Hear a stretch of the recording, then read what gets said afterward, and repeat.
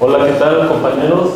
Bienvenidos a la última charla del coloquio del bloque de la mañana.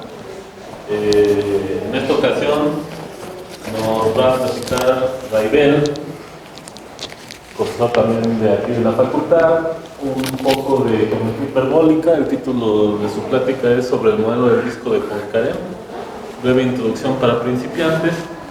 Y pues bueno, ojalá y les guste y haga un poco la misión RAI de acercarlos a las geometrías no euclidianas, porque a veces sucede que uno acaba la carrera y nomás sabe geometría euclidiana. Entonces, exactamente. Una buena misión. Gracias, Ray. No, ustedes. Hola, espero que estén bien esta tarde. Yo la verdad tengo algo de calor. Pues antes que nada quiero agradecer en especial a Efra y a Paco que me dan la oportunidad de platicar aquí un rato con ustedes. Sobre todo porque pues a mí me parece una extraordinaria idea este coloquio, una de las iniciativas más, desde mi punto de vista, más importantes para la difusión de la ciencia, sobre todo a la gente que no es tan experta. Y pues sí me daba un poco de miedo ahorita que iba a presentar esta plática porque pues acá los caballeros han tenido invitados especiales de muy alto nivel, la verdad. Así, de repente sí me saco de onda. Acá. Era lo que le decía ahorita a Paco. Pues acá traen a Jacob Mostovoy, a Santiago López, y dicen, ay, cabrón. Entonces, pues eso así como que intimida un poquito, ¿no? Entonces como que ahorita traía así como esa idea de, pues, ¿qué les platico, no? Y bueno, esta plática es como más dirigida a gente de primeros semestres, ¿no? Es como más bien un revoltijo de historia de las matemáticas con un poquito de geometría hiperbólica, ¿no? Y lo que me gustaría, más allá de mostrarles así que los grupos fuchsianos y grupos de Möbius y el grupo general de Möbius y todo eso, platicarles un poquito más desde el punto de vista filosófico y el punto de vista geométrico que guarda la geometría hiperbólica, ¿no? Porque, como bien dice Efra, la mayor parte de la gente sale de la carrera de matemáticas y nada más lleva 3 materias de geometría, que es geometría analítica, 1 y 2, y geometría moderna, y adiós. Y jamás vuelven a tocar la geometría, salvo la gente que pues obviamente se especializa en esta área, ¿no?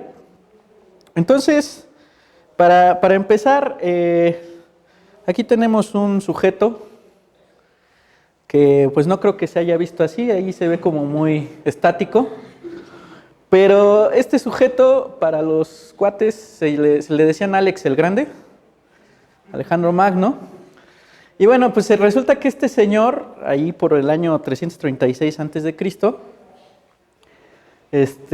pues va y conquista así todo el Mediterráneo, ¿no? De repente como que uno se siente intimidado a sus 33 años, sabiendo que como que no ha hecho muchas cosas, y este sujeto ya había conquistado todo el Mediterráneo, ¿no? Antes de los 33, pero bueno. Entonces, este cuate va a Egipto, les parte su Mauser, ¿no?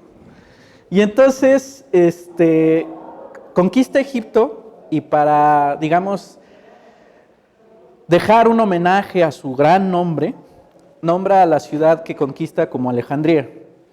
Y entonces, en ese lugar lo que hace es como fundar uno de los primeros institutos de educación superior más importantes en la historia de la humanidad. Digamos que equiparable a esta institución había estado la Escuela de Atenas, y ahorita les platico qué tiene que ver este cuate, que había sido fundada por Platón, ¿no? Y se considera quizás como la primera institución de educación superior que hubo en la historia de la humanidad, pero no se considera plenamente como una universidad. Entonces, cuando este cuate se muere, cuando Alejandro el Grande se muere, dividen su imperio entre todos sus generales, y uno de esos generales fue este cuate, Ptolomeo, que le decían que es que el sabio. Y pues sí fue el sabio, porque este cuate lo que hace es fundar lo que se conoce como la Universidad de Alejandría. Yo le digo la Universidad de Alejandría, aunque muchos lo conocen como la Biblioteca de Alejandría, porque en ese lugar había pues espacios para el estudio y la difusión del conocimiento de esa época. Entonces se cuenta que en esta biblioteca estaban todos los libros que acumulaban el conocimiento de ese tiempo, ¿no? Y pues en su momento fue la universidad más avanzada del mundo, ¿no? Quizás la única. Entonces, uno de los eventos más importantes de la creación de la Universidad de Alejandría, bueno, de la Biblioteca de Alejandría, fue que en este lugar existió el primer departamento de matemáticas. Y no me refiero a David Mesa o a Paco Thor, no, me refiero a grandes personajes. Euclides, por ejemplo, ¿no? Euclides, este señor fue el coordinador de la carrera del área de matemáticas. De la carrera de matemáticas, perdón. No, bueno, este fue el coordinador del departamento de matemáticas, ¿no? Y este señor juega un papel muy importante en toda la historia de la humanidad. Porque es el primer yo le digo filósofo porque al final de cuentas eso es lo que somos, filosofamos respecto al conocimiento abstracto, el primer filósofo que busca condensar en una sola obra todo el conocimiento matemático de la época. ¿Quién de ustedes no ha ido a hablar acerca de los elementos de Euclides? Los elementos de Euclides fue un libro en el cual se condensó todo el conocimiento matemático de ese tiempo. O sea, había obras, por ejemplo, de Hipócrates de Quíos, Eudoxos. En este libro se condensaron todos los conocimientos de geometría, aritmética y teoría de números del tiempo. El único intento que realizó la humanidad equiparable al esfuerzo de los elementos lo hicieron en el 39 en Francia, en 1939 en Francia, con el compendio Elements de Mathématiques, o elementos de matemática, que realizaron varios matemáticos en conjunto bajo el seudónimo de Nicolas Bourbaki, ¿no? Bueno, el chiste de este libro este es el punto de partida de nuestra plática realmente. La cuestión es que en el libro de los elementos prácticamente todo tiene que ver con geometría. Lo que hizo Euclides era como pensar, él en este libro lo que piensa por primera vez es en el número raíz de 2.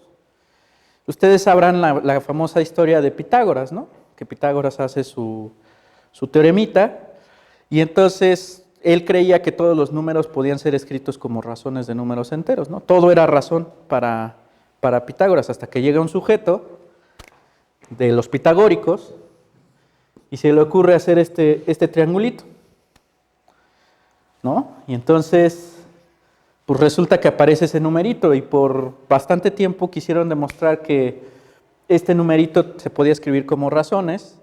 Bueno, pues ese cuate logra demostrar que no era racional este número y tristemente lo mataron. Pero ese evento es un evento muy importante porque si no hubiera existido esta visión de ese pitagórico, que un minuto de silencio por él, por favor, no hubiéramos conocido a los números irracionales, ¿no? Entonces, en este libro de los elementos, Euclides justamente ya introduce estos conceptos, ¿no? El concepto de raíz de 2, el concepto del producto de números, pero por ejemplo, él piensa en el producto de números como el área de un rectángulo, ¿no? Y en cierto sentido, pues eso es cierto, ¿no? Bueno, entonces, aquí una pequeña nota. Para que vean la magnitud del libro del conjunto de los elementos en realidad constan de 13 libros, que bien podríamos llamarlos capítulos. Pues sí, ¿no? O sea, hay libros como que así, que tienen capítulos así, y pues bueno. Son 13 capítulos en los cuales por primera vez aparece una estructura lógica que de hecho dominó la matemática durante mucho tiempo, hasta prácticamente entrado el siglo XIX. Entonces, y ahorita como vamos a ver, la geometría euclidiana permaneció intacta durante todo ese tiempo. O sea, nada más démonos una idea de lo que era esta colección de libros. Bueno, pues los la colección de los elementos se puede dividir de esta manera. En los primeros 4 libros habla acerca de todo lo que tiene que ver con geometría plana, propiedades de triángulos, paralelogramos, el teorema de Pitágoras, la circunferencia y propiedades de los polígonos, ¿no? Del 5 al 6 se dedica a estudiar todo lo que tiene que ver con proporcionalidad y semejanza. Del 7 al 9 es donde pues sienta los elementos de la teoría de números, todo lo que tiene que ver con aritmética.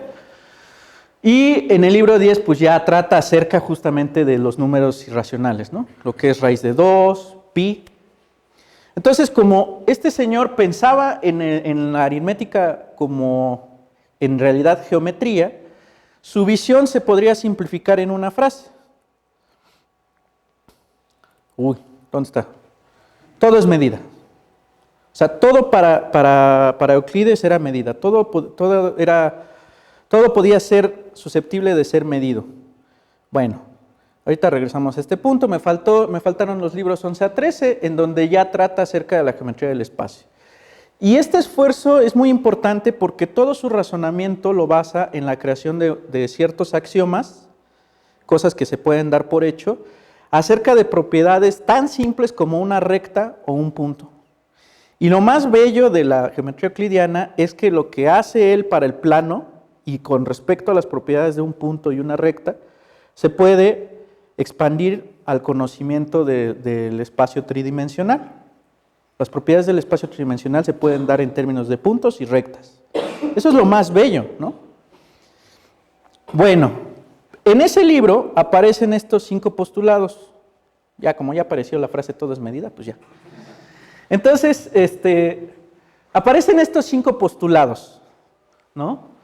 Creo que para muchos es como muy intuitivo, ¿no? Dices, bueno, pintas 2 puntos en la Tierra y pues como que los puedes conectar con una recta. Va. Un segmento rectilíneo puede ser siempre prolongado, pues sí, ¿no? O sea, que agarras y tienes tu segmento y como que lo pintas y te vas caminando hacia allá, ¿no? Y lo mismo para el otro lado. Va. Hay una única circunferencia con un centro y un diámetro dados. Va, agárrate un compás y pues dibujas, ¿no? Va. Todos los ángulos rectos son iguales. Pues sí, ¿no? O sea, sí. Hasta aquí todo tiene sentido. O sea, todo es intuitivamente claro. Pero ya cuando lees el 5º postulado ya es así como que, ay, ojón. Dice, si una secante corta 2 rectas formando a un lado ángulos interiores cuya suma es menor de 2 rectos, las 2 rectas suficientemente prolongadas se cortan en este mismo lado. Híjole, pues como que no está tan claro, ¿no? Tiempo después se dieron cuenta de que lo que esto significaba, de alguna manera, era que si tú tienes una recta y un punto afuera de ella, tú puedes pintar una única recta que pase por ese punto y que no interseca a esta recta dada. Esta condición se le conoce como la condición de paralelismo. Bueno, pues hasta aquí como que ya tiene mucho sentido. Y durante muchos años, pero así muchos años, se quiso demostrar que este 5º postulado provenía de los otros 4.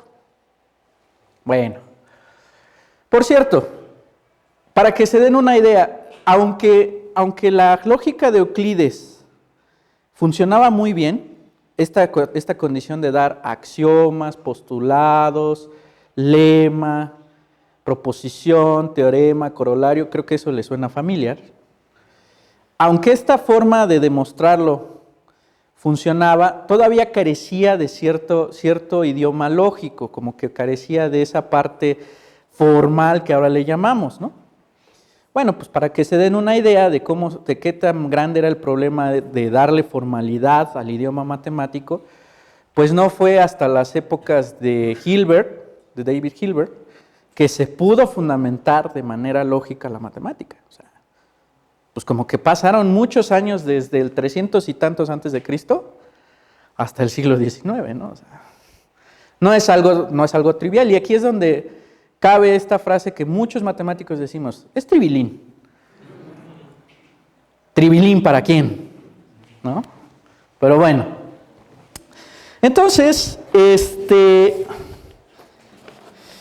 Sale. Entonces, por ahí ya moviéndonos hacia... Fíjense, estamos hablando del 300 y tantos antes de Cristo. Ahora vámonos un poquito más hacia allá, un poquito nada más como unos, ¿qué serán? Del 300 al 0 son 300, y del 0 al por ahí del siglo XV, siglo XVI, pues son como 16, son como casi 2000 años. Aparece un señor que se llama Brunelleschi. Este señor, aquí les presento para que digan que la matemática no es arte. Bueno, por ahí del siglo XIII, las pinturas que hacían los artistas eran como de este estilo. Obsérvenla, ¿no? Pues tú la ves y dices, pues creo que yo podría hacer eso, ¿no? Bueno, un señor que se llama Filippo Brunelleschi, pues era un artista, arquitecto, ingeniero italiano, se dedicó a embellecer la ciudad de Florencia. Y Brunelleschi, la principal aportación de Brunelleschi fue algo que se le llamó perspectiva lineal.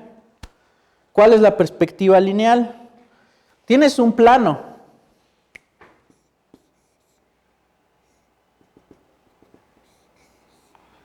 Pues resulta, ahorita nosotros ya lo hacemos de manera automática, pero por estos tiempos, ahorita les digo, yo para las fechas soy medio malo, 1377 a 1446, no era tan trivial, no era algo trivial.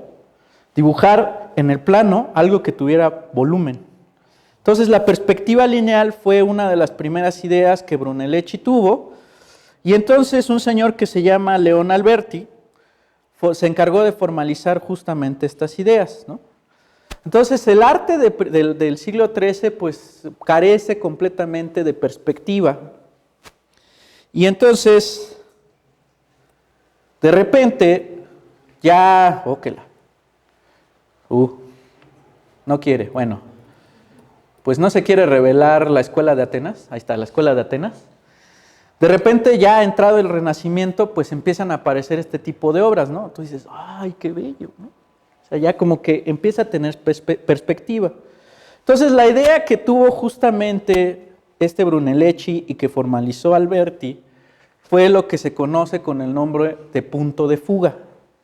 El punto de fuga es justamente situar, o sea, tienes tu plano, y si tú quieres darle perspectiva al dibujo que estás haciendo, pones un punto por ahí y entonces creas un diagrama parecido a este, y lo que estás haciendo es considerar el concepto de profundidad, pensando que ese punto que tienes ahí es como un punto así al infinito, ¿no? Y la idea de la perspectiva lineal es justamente que conforme tú te vas aproximando al infinito, pues que los objetos cada vez se van haciendo más pequeños. ¿Sale? Entonces, si te vas acercando, pues los objetos se agrandan. Y justamente esa idea del punto de fuga es el punto de partida para una de las geometrías no euclidianas que dan origen al estudio justamente de otro tipo de geometrías, el de la geometría proyectiva. En el contexto de la geometría proyectiva, dos rectas siempre se van a intersecar al menos en un punto. Se puede pensar que se intersecan en un punto que se encuentra en el infinito. Y bueno, pues estas ideas tienen que ver en el desarrollo justamente del arte del arte del Renacimiento, ¿no? O sea, ya entrado el Renacimiento, utilizan el punto de fuga y las pinturas empiezan a tomar sentido con perspectiva, pues, ¿no? De hecho, si uno se le queda viendo feo un rato a la palabra geometría pues como que suena a medir la tierra. El objetivo de la geometría proyectiva es justamente pensar en los objetos geométricos sin una cualidad métrica. O sea, yo me quedo pensando, tengo dos pantallas así, ¿no? Soy un observador. Y entonces esta pantalla, o sea, como que pienso en lo siguiente, tengo aquí mi punto de fuga, ¿no? Y entonces, pues aquí considero una figurita, mejor dibuja primero lo que quieres dibujar y luego dibujas el punto de fuga, ¿no? Y entonces tienes aquí tu punto de fuga y lo que quieres ver realmente, bueno, mi dibujo es muy malo, pero lo que quieres ver realmente es, dadas estas dos pantallas, cómo, y este punto de fuga, cómo es que los objetos se deforman de aquí a acá. Pues es evidente que si tú piensas que en este espacio que tienes aquí tienes un objeto, pues a lo mejor este objeto acá tiene esa propiedad. Si estas curvas, por ejemplo, se intersecan aquí, eventualmente aquí se tienen que intersecar. Entonces, ese tipo de propiedades se preservan. Y esa es la idea de la geometría proyectiva. Fijarte exclusivamente en las propiedades geométricas de los objetos. Yo les pregunto a ustedes, lo acabamos de ver, ¿no? En los postulados dice, dados dos puntos, estos determinan una única recta, ¿no? Clásico de un curso de geometría moderna. En el caso de la geometría proyectiva es al revés. Dos rectas, dadas dos rectas, estas me definen un único punto. O sea, como que existe esa dualidad, ¿no? Bueno, pues en el caso de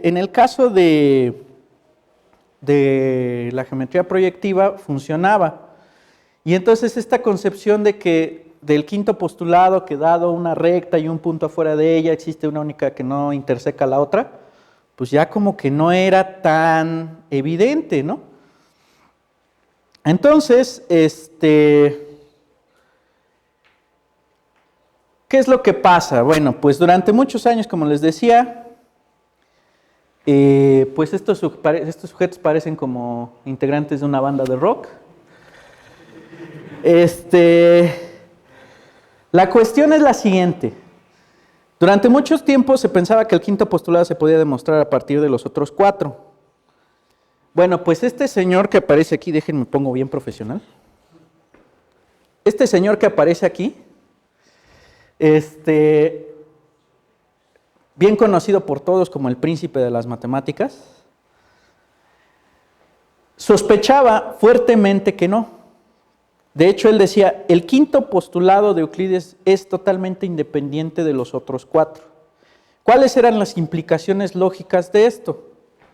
Bueno, pues si el quinto postulado de Euclides era independiente de los otros cuatro, entonces forzosamente tendría que haber una geometría que guardara ciertas similitudes con la geometría euclidiana, salvo esta condición, ¿no? Bueno, previamente, antes de esto, espero que ustedes tengan una idea de que el problema no es tan trivial y que tomó su tiempo. Por ahí en la época de la Edad Media, pues ustedes recuerdan que en Europa hubo algo que le llamaron oscurantismo. Entonces la matemática se mudó al Medio Oriente. Entonces en Medio Oriente existió un señor que se llamaba Omar Khayyam.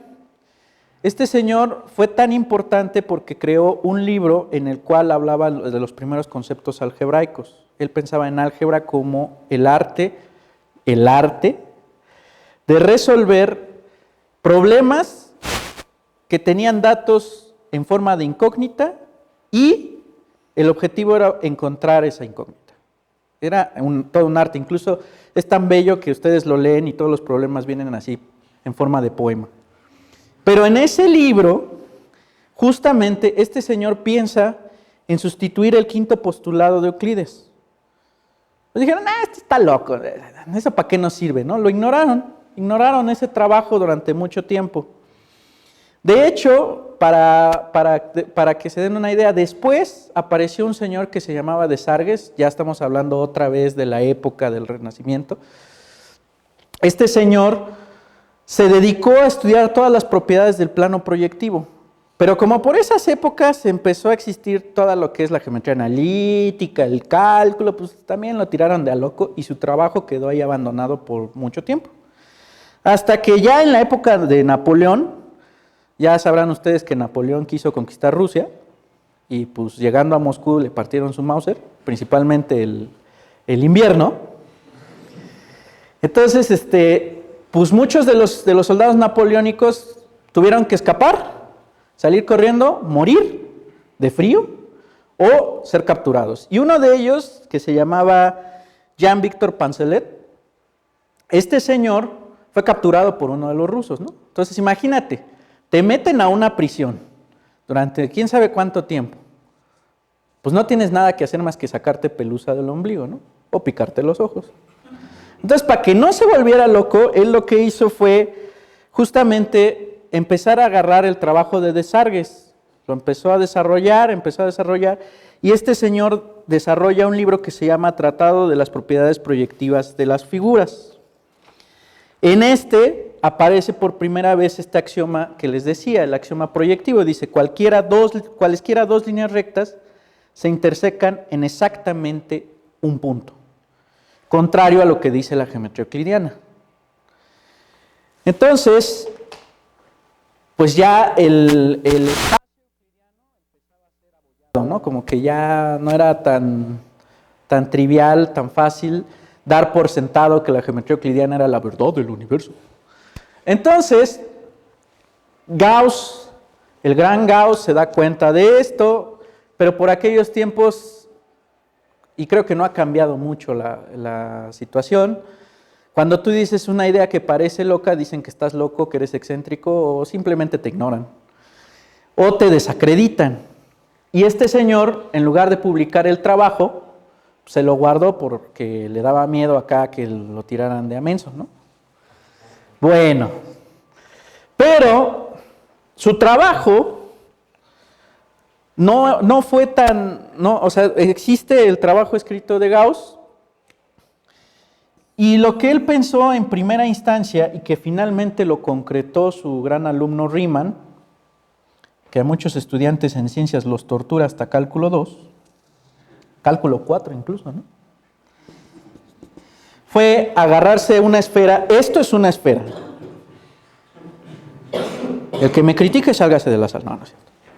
Entonces, esta es una esfera, ¿no? Y entonces en la esfera, pues, ¿por qué pensó Riemann en la esfera? Pues porque si la Tierra no era plana, no era cuadrada, era como casi una esfera, la geometría que yo tengo en la esfera, pues tiene que ser diferente a la geometría plana. Así de simple, ¿no? Y muchos conocimientos de la geometría no euclidiana aparecieron en la navegación. O sea, si tú navegas, no vas a navegar en un plano, no te vas a ir así bien bonito, así de, ay, qué linda es la vida. No, sino que tienes que fijarte en la posición de las estrellas y hacer triangulaciones, porque ¿quiénes de ustedes no han escuchado aquel cuento del pingüino que empieza aquí, se mueve tantos pasos para acá, luego se mueve tantos pasos para acá y regresa al mismo punto? Pues justamente tiene que ver con esta condición de curvatura. La cuestión es que no se daban cuenta que localmente la esfera es un plano, se parece al espacio euclidiano. Y después eso da lugar al estudio de las variedades. Una variedad, pues, es una cosa que localmente se parece a un espacio euclidiano. Y justamente el estudio de Riemann da lugar a esto. ¿Han escuchado hablar acerca del término geometría riemanniana? Bueno, entonces Gauss tenía esta idea, dijo, no lo voy a publicar porque me van a tirar de a loco. Y entonces por ahí ahora verán, ahorita les digo, el año 1831, este muchacho que ven aquí tenía un papá que se llamaba Farkas, él se llamaba János y se apellidaban Bolyai. Estos señores publican, ahora verán, en 1831, hacen una publicación en conjunto en la cual lo que hacen es contradecir el quinto postulado de Euclides en una de sus formas. A ver, espero que los que están aquí presentes hayan llevado algo de lógica. Si yo digo, dado un punto, dada una recta, y un punto fuera de ella,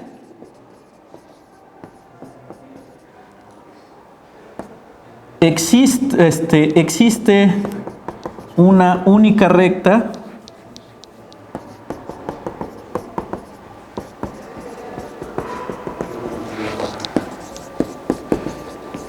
que pasa por el punto y no interseca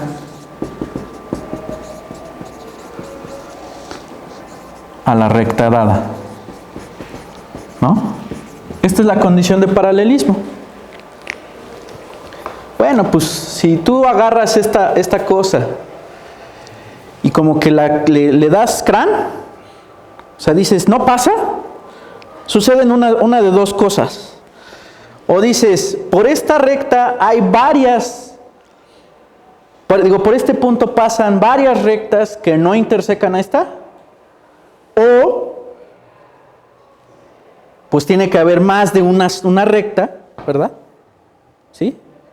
Más bien, por este punto pasa varias rectas que no intersecan a esta, o por este punto pasan rectas que intersecan a la recta, ¿no? Cualquier recta que pase por este punto cumple esa propiedad. Bueno, este señor Bolyai junto con su papá Farkas publican este trabajo haciendo, o sea, cuando tú dices que por esta recta pasan muchas que no intersecan, por este punto pasan muchas rectas que no intersecan a esta, a ese tipo de geometría la vas a llamar 5 hiperbólica. Y la otra contradicción que dice, por esta recta pasan, por este punto pasan varias rectas que intersecan a esta, es la 5 elíptica. Entonces, la cuestión es, perdón, estoy mal. Estoy diciendo estupidez. Por este punto pasan varias rectas que intersecan a esta, y por este punto pasan todas las rectas que no intersecan a esta. Eso es lo que quiero decir. Entonces, estos señores dijeron, si nosotros tomamos la contradicción del quinto postulado de Euclides, que me dice que por este punto pasa una recta que interseca en al menos un punto a esta, voy a construir una geometría diferente a la euclidiana. Ahora. Y entonces, lo publican, y Farkas, que era muy amigo de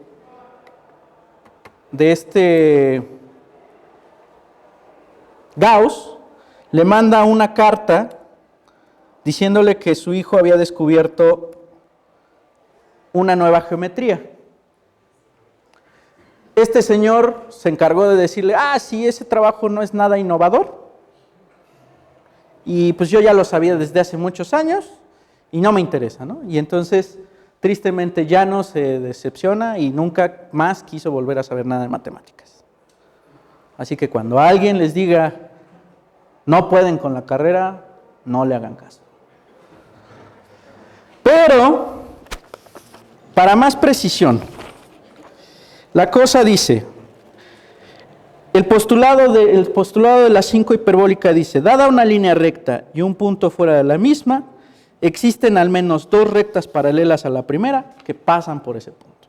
Bueno, por ahí del año, ahora verán, 1829, 2 años antes de que Farkas y su hijo publicaran este trabajo, en una oscura revista de Kazán llamada El Mensajero de Kazán, este señor que aparece aquí, que tiene cara de malote, publicó un trabajo en donde también él toma el postulado 5 hiperbólico. Este señor se llama Nicolás Lobachevsky. Tristemente, como lo publicó en El Mensajero de Kazán y no en Journals of Geometry o una de esas revistas, pasó inadvertido su trabajo, y este cuate pues sufrió mucho en su vida. Y entonces su trabajo no lo retomaron hasta ya que murió, mucho tiempo después, gente de este tamaño. Los trabajos que hizo Lobachevsky eran como muy intuitivos, pero tenían toda la parte geométrica que involucraba a lo que posteriormente le llamaríamos geometría hiperbólica. Durante mucho tiempo le llamaron geometría lobachevskiana, Ahora ya le llamamos geometría hiperbólica, porque decir hiperbólica lobachevskiana. No, pero tiene una razón, más allá de eso, ya hablando en serio, tiene una razón de por qué, y ahorita la vamos a platicar. Bueno, este señor que se llama Eugenio Beltrami, un matemático también italiano, lo que hizo fue justamente formalizar las observaciones que hizo Lobachevsky, y este señor que aparece aquí, que se llama Henri Poincaré, uno de los matemáticos más importantes que ha dado la historia, se encargó de dar un modelo para poder estudiar a la geometría hiperbólica. Miren, este cuate es una muestra de que la matemática no es una disciplina aislada. Este señor hizo muchos trabajos que ahora los conocemos en el área de la topología, en el área de la geometría diferencial, en el área de la geometría hiperbólica. Pero este señor lo que quería hacer era resolver el problema de los tres cuerpos. ¿Hay físicos aquí? ¡Ah, hay un físico! ¡Hola! Bueno, el problema de los tres cuerpos habla acerca de la estabilidad del universo. O sea, es un problema físico bastante severo. Este señor eso era lo que estaba estudiando. Y resulta que encontró en la geometría hiperbólica un lenguaje bastante adecuado para interpretar esos problemas que aparecían por ahí, en el problema de los tres cuerpos. Más adelante, con la geometría riemanniana, por ejemplo, Einstein se dio cuenta de que podía de alguna manera encontrar terreno fértil para desarrollar la teoría de la relatividad.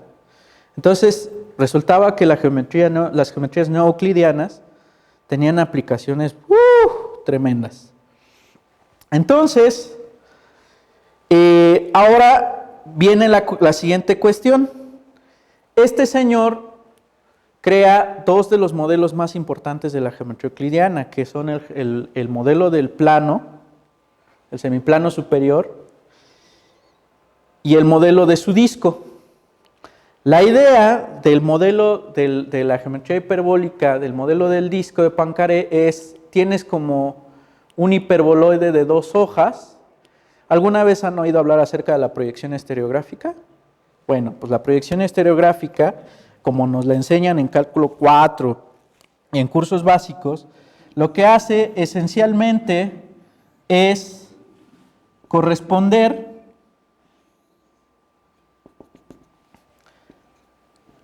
puntos que se encuentran en la esfera unitaria con puntos en el plano.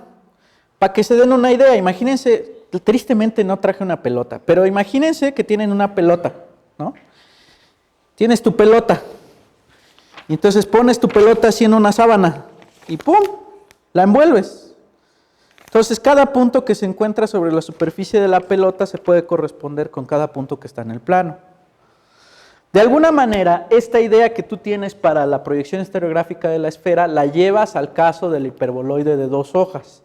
Haces una proyección estereográfica en el hiperboloide de dos hojas y lo que haces es, aquí los objetos como que se ven así curviaditos, ¿no? Pues te forman, o sea, cortas el hiperboloide con un plano y lo que estás viendo pues, son hipérbolas, ¿no?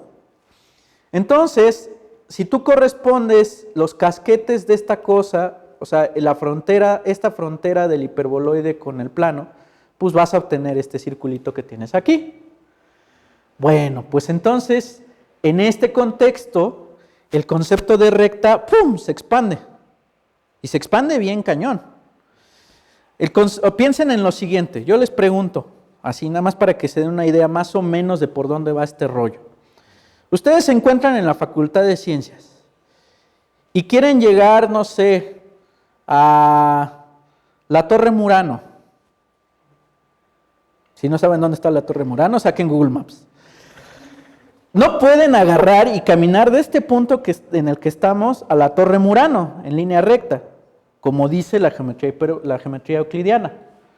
El punto más, la distancia más corta entre dos puntos se alcanza en una recta, ¿no? No puedes hacer eso, como que tienes que ir haciendo grequitas, porque pues doy vuelta en esta calle, y ahora doy en esta calle, y luego pues por acá, y luego me voy por acá, ¿no? Y a lo mejor La distancia más corta la alcanzas en la greca mínima. O sea, lo que estás haciendo, para que me entiendan, es, pues si aquí tienes edificios y tú quieres ir de aquí a acá, pues no puedes hacer esto porque aquí hay edificios, sino pues a lo mejor lo que te conviene es hacer esto, ¿no? Entonces buscas la greca mínima. Pues más o menos esta idea es la que toma la geometría hiperbólica y la geometría elíptica y la geometría esférica. Lo que hacen es, dados dos puntos, en este caso en el hiperboloide, la distancia mínima se alcanza en algo que voy a llamar geodésica. Y en el modelo del disco de Poincaré, las geodésicas justamente se ven como circunferencias que son ortogonales al disco unitario. Está bonito, ¿no? Pero no nada más circunferencias, bueno, aquí no se ve tan ortogonal, pero se supone que es ortogonal. Pero no solamente circunferencias, sino que también los diámetros se pueden considerar como circunferencias que intersecan al disco unitario. Bueno, hay otro modelo que es el modelo de Klein, pero pues ya no me quise meter mucho al modelo de Klein. El modelo de Klein pues tiene que ver justamente con que haces algo muy parecido, pero en lugar de considerar circunferencias, consideras cuerdas secantes que cortan a la circunferencia y bueno, construyes tu modelito. Pero regresando al modelo del disco de Poincaré, y el modelo del semiplano superior, estos dos modelos los desarrolla Poincaré. Bueno, hasta ahorita les he platicado de manera muy fresa la historia de la geometría hiperbólica. Vamos a ponernos un poquito violentos, no se asusten. Miren, les voy a platicar a grandes rasgos. Resulta que ustedes pueden construir unas funciones que se llaman funciones, o más bien transformaciones de Möbius. Estas transformaciones tienen esta forma, ¿sale? Bueno, así, si tú piensas en z como un número real, esta función pues aparentemente está muy inocente, ¿no? Lo único que puedes decir respecto a esta función es que pues no se comporta nada bien en el punto menos d entre c, ¿no? En ese lugar no está bien definida. Bueno, pues suponte que lo defines ahí. ¿Se acuerdan de la idea que les decía que si tú tienes la esfera de Riemann y agarras y la correspondes con el plano, y te agarras y tomas el polo norte de la esfera y correspondes con los puntos de esta,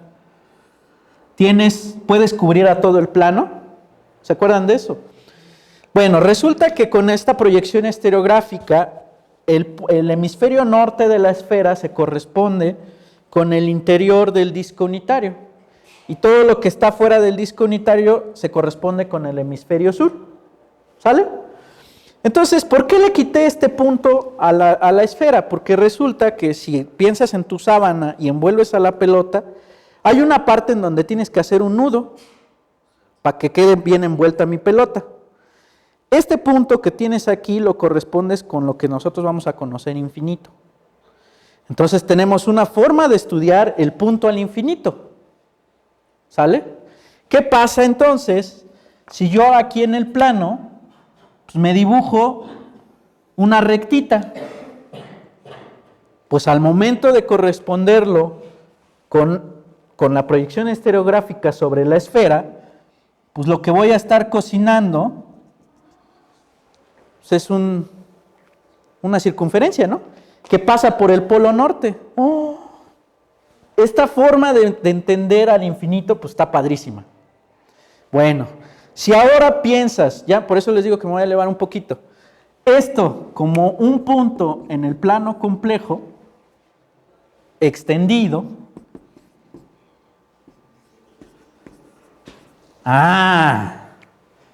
¿por qué agarré el plano complejo? Porque nosotros sabemos que el plano complejo se parece a R2, no se parece, es R2, ¿no?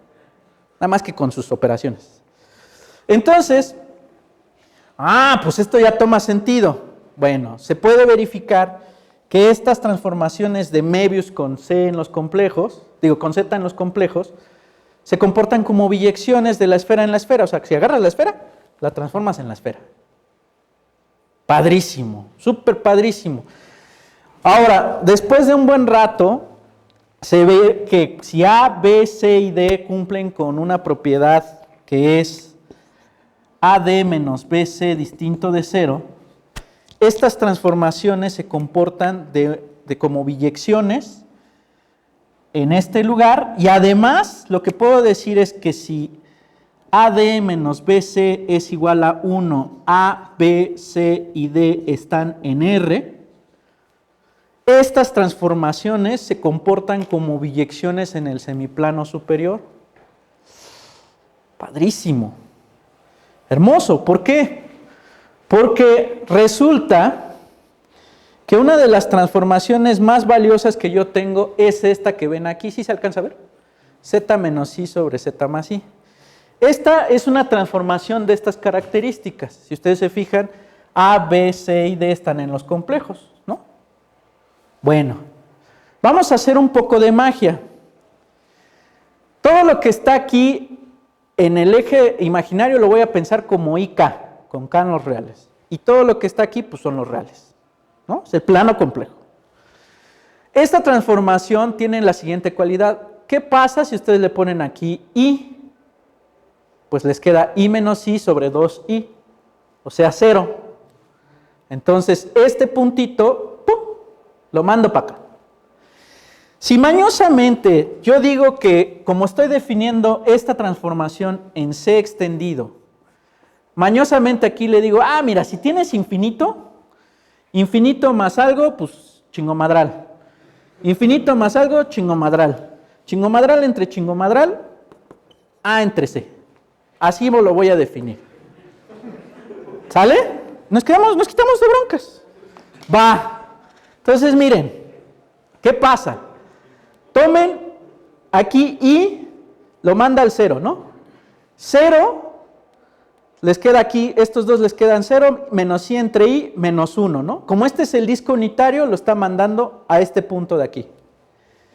Si agarras infinito, que está como por acá arriba, infinito menos I, chingomadral, infinito más I, chingomadral, infinito entre infinito, de acuerdo a lo que tengo ahí definido, 1. Oh, entonces todo esto lo estás correspondiendo con todo esto. Ah, pero pues fíjate que el 0 fue acá. Infinito, pues tiene que ir acá. Infinito, pues tiene que ir acá. No lo voy a hacer obviamente formalmente porque está muy pesadito, pero esta transformación tiene una propiedad que se llama propiedad de conformalidad. Y la propiedad de conformalidad me dice que este tipo de transformaciones preservan ángulos y orientación. Ah, pues esta recta es ortogonal a esta, pues lo que tiene que transformar esta cosa tiene que ser esta configuración que tengo aquí. ¡Oh! ¡Padrísimo! Porque entonces tengo lo siguiente. Ya vimos que esto, bajo esta transformación, se va aquí. Va. Entonces, si me agarro cualquier otra cosa, que sea una recta que parta de aquí del eje real para allá, que sea paralela al eje imaginario, tiene que ir a un objeto, interseca esta negra en el punto al infinito, ¿sí? Y que sea ortogonal a esta cosa. Pues ahí está mi geodésica. Padrísimo, ¿no? Pero ahora, ¿no? ¡Ah! Fuera de aquí. No, no es cierto. Entonces, pues, ¿qué crees? Esto es un triángulo hiperbólico.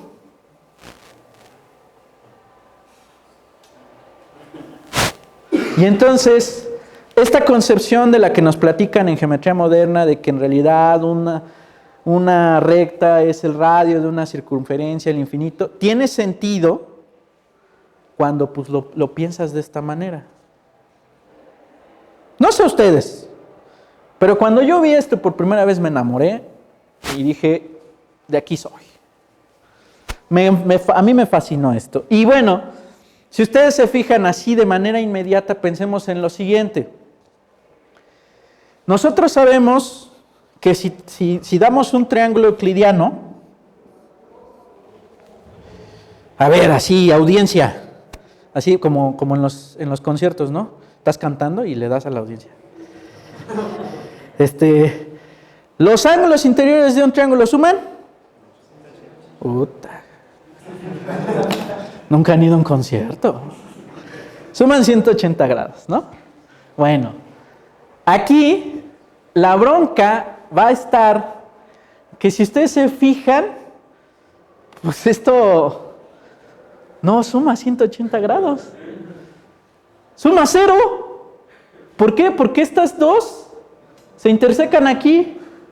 Estas dos se intersecan aquí. Bueno, mi dibujo está muy chafa, ¿no? Pero en realidad se intersecan aquí. Entonces, si tú piensas en las tangentes a las curvas, son la misma. Entonces, el ángulo de la intersección de las tangentes es 0. ¡Wow! Entonces, evidentemente, la geometría hiperbólica tiene propiedades análogas a la geometría euclidiana, pero con sus respectivas restricciones. En un triángulo hiperbólico los ángulos suman menos de 180 grados. En el caso de la elíptica suman más de 180 grados. ¿Por qué?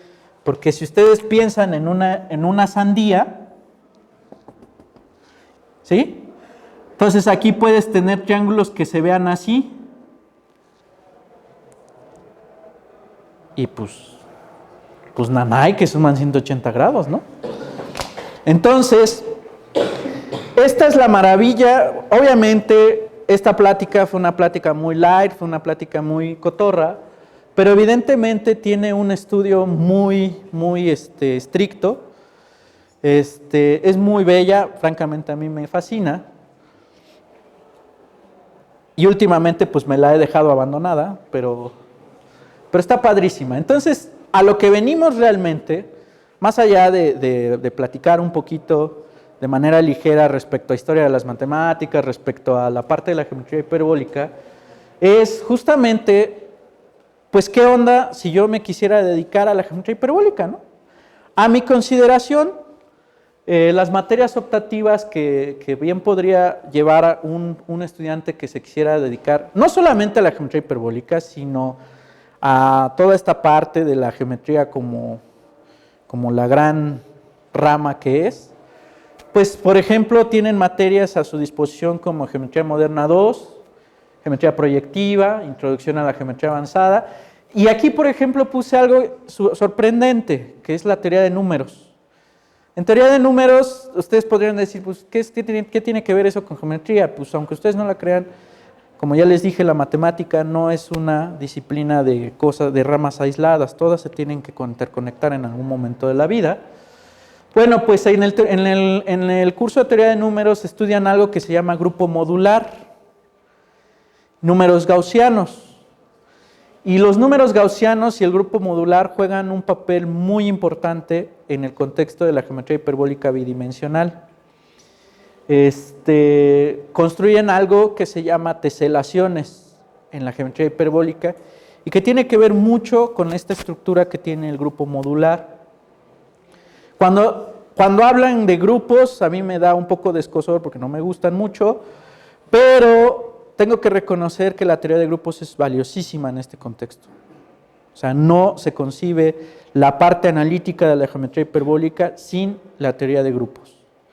Entonces, podría pensar que para el bloque 5 a 6, no la incluí aquí porque es álgebra moderna, pero, y lo digo por Adrián Centeno, que está aquí, pero el álgebra moderna pues, juega un papel fundamental, teoría de Galois, ¿no? Entonces, por ejemplo, para el bloque 5 y 6, yo incluí aquí estas 4 materias, ¿no? Geometría diferencial, en donde bien pueden estudiar lo que es la geometría clásica de curvas o la teoría de variedades, que era lo que les decía justamente de esta cuestión que localmente la esfera se comporta como un plano. Topología 1, en donde, bueno, pues obviamente estudiar las propiedades intrínsecas de los objetos es muy importante. Dicen que los topólogos no saben distinguir entre una dona y una esfera con asa. Si ustedes se fijaron, mi plática se concentró mucho en la parte histórica, y es que a veces nos olvidamos de que la matemática forma parte importante de la historia. Y entonces, o sea, sin las matemáticas no seríamos la civilización que somos ahorita, que bueno, tampoco es gran cosa, pero seguimos haciendo guerras, pero vamos, lo que quiero decir es que los avances tecnológicos y lo que somos como sociedad en gran parte se deben a esta filosofía respecto a la abstracción, ¿no? Entonces, y aparte, pues también sirve para contar buenos chistes. Sí, hay unas anécdotas bien padres. Entonces, historia de las matemáticas, pues también es una materia que es bonita, que tiene muchas cosas que contarnos. Y álgebra geométrica, ¿no? Álgebra geométrica me parece una materia padrísima. Estudiar toda esta parte de los módulos y de los grupos y luego clavarlos al área de la geometría proyectiva, de la geometría hiperbólica. Me gusta mucho esto, ¿no? No lo he estudiado formalmente, pero me gusta. Y bueno, pues ya así en términos hardcore, pues ya estamos en el bloque 7 y 8 y aquí sí ya es una cosa tremenda, ¿no? Hermosa. Puedes, por ejemplo, en un curso de variable compleja 2, puedes estudiar de manera formal a las transformaciones de Möbius. En un curso de geometría algebraica, pues darte cuenta de cuál es la relación entre los grupos, entre los módulos, entre los campos, con los objetos geométricos, los simplejos, las geodésicas, etcétera. Hay seminarios de geometría en donde, por ejemplo, yo descubrí que el temario de geometría es exclusivamente de geometría hiperbólica, padrísimo. Está el curso de geometría riemanniana, en donde pues ya se estudian de manera más formal a las variedades. Y me parece, bueno, pues, que las materias optativas que podrían ir dirigidas en esta dirección. Aunque les he de decir que que estudiando geometría hiperbólica de manera formal, pues tú tienes la interacción, por ejemplo, con la teoría de la medida, cuando quieres hablar de distancia hiperbólica. Por ahí también se mete obviamente el análisis clásico, se mete la variable compleja, se mete en muchas áreas. Incluso llega acá, Paco Torres no me dejará mentir, la geometría hiperbólica se relaciona con la teoría de nudos, con el espacio de Minkowski, el estudio del cono de luz. Entonces, aquí por ejemplo bien podrían poner relatividad, se conecta porque la estructura del grupo de transformaciones de Möbius, del grupo general, se corresponde muy bonito con la estructura del grupo de Lorentz. O por ejemplo, se me ocurre ahorita que el comportamiento del conjunto límite y el conjunto ordinario se parecen mucho al comportamiento del conjunto de Julia y de Fatou, de sistemas dinámicos. Entonces, todo está interconectado, es muy bonito. Muchas gracias.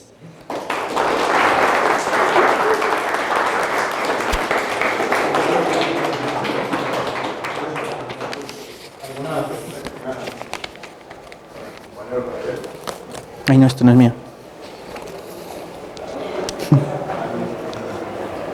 ¡Sas! Una de dos, o no me entendieron nada o están así ya cansados. ¿Sí?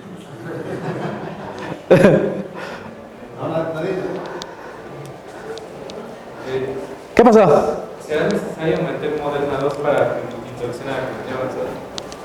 No, realmente no.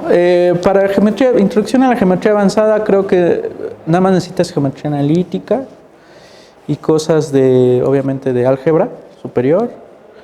En realidad no, pero sí te ayudaría mucho.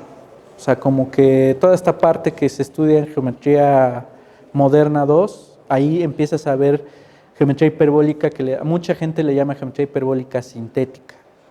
Aunque hay mucha gente que también estudia geometría esférica o geometría elíptica. pero en la gran mayoría, en el temario está geometría hiperbólica, sintética. Entonces, pues a lo mejor ya sí que tú digas esencial, no, pero pues sí, te ayudaría. Está este libro, Invitación a las geometrías no euclidianas, de Ana Irene Ramírez Galarza y Guillermo Sienra. Échate un vistazo a ese librito. Está bonito, me gusta mucho.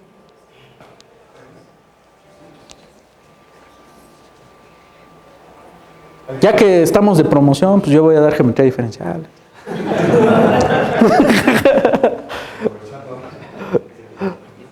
Bueno, si no hay más preguntas, muchas gracias.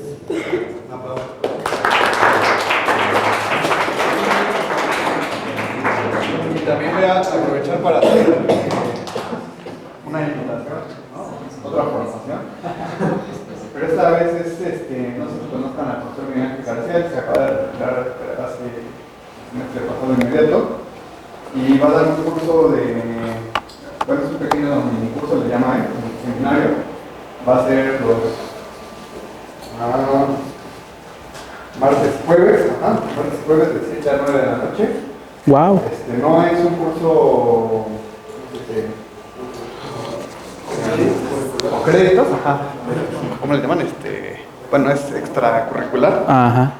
Pero va a hablar de medida y probabilidad. Son 5 sesiones. Va a ser el martes 5 de febrero. Que la primera sesión es la medida del B.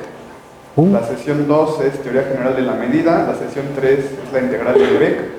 Sesión 4, teoría de la probabilidad. Sesión 5, construcción de espacios de probabilidad. El curso es un poco avanzado, pero la verdad es que pues, es extracurricular, entonces igual les da una idea de cómo son las matemáticas hardcore.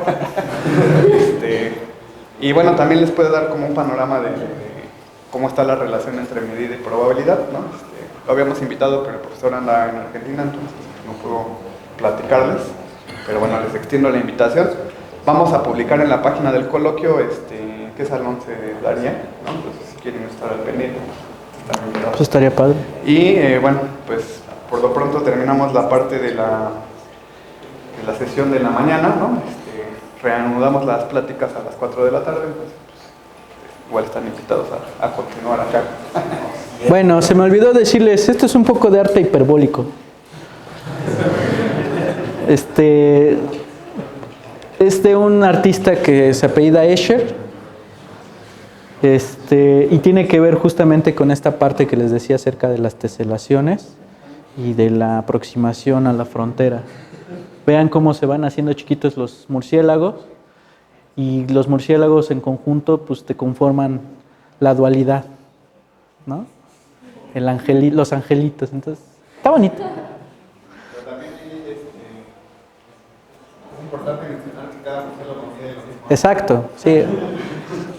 Extraño, pero es cierto. Sale. Bueno, nada más. Gracias.